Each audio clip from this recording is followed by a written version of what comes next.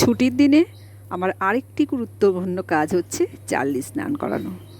স্নান করানো না যুদ্ধ সেটা ঠিক জানি না, কারণ এই দুষ্টু মেয়ে আর কারোর কাছে স্নান করবে না, একমাত্র আমার কাছে স্নান করবে। আর বাড়ির সবাই ভয়ও পায় ওকে স্নান করাতে, হয়তো কানে জল ঢুকে যাবে বা কিছু। খাওয়াতেও হবে আমাকে, স্নানও করাতে হবে। বাড়ি থাকলে এটা একটা আমার বিশাল ডিউটির মধ্যে পড়ে গেছে। দেখুন কি সুন্দর করে স্নান করছে। এদিকে আবার রান্না বসিয়েছি, কোন দিকে যাব আমি না পাপসলে পড়ে যাই। এই আসবি না আসবি না আসবি না। দেখুন এদিকে আবার রান্না দেখতে দেখতে তাকেও স্নান করালো।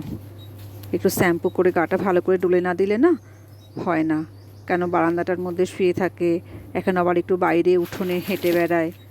দেখুন চুপ করে রয়েছে, যেন ওর মতন ভালো মেয়ে আর দুটি নেই। দেখুন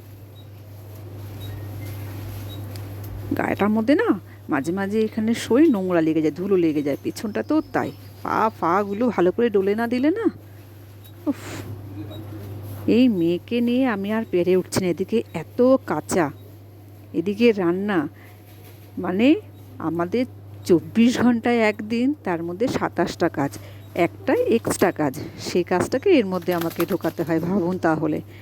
আমাদের মেয়েদের ঈশ্বর দুটো হাত দিয়ে ভুল করেছেন, 10টা হাত দেওয়া উচিত ছিল। দেখুন হয়ে গেছে ও স্নান। এবার ভালো করে মুছিয়ে দেবো, দিয়ে ছাদে দিয়ে আসবো। ছাদে আমি একটা অলরেডি চাদর পেতে দিয়ে এসেছি, তাতে কি করবে ও বাকি জলটা ওখানে সোক করিয়ে নেবে। ভালো করে গাটা মোছা হয়ে গেলে পরে ও নিজে আসবে, খেতে দেবো, খেয়ে একদম লক্ষ্মী মেয়ে হয়ে পাখার নিচে ঘুমোবে বিছনায়। সব রেডি করেই ওকে স্নান করাতে এসেছি। দেখুন আমারও না ভালো লাগে না কে কীভাবে স্নান করাবে না করাবে, আমিও না ওকে কারোর উপর ভরসা করে ছাড়ি না।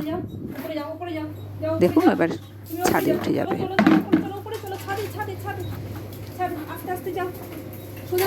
এবার আমিও রান্নাটা সেরে ওর ভাতটা ঠান্ডা করতে দিয়ে দিই,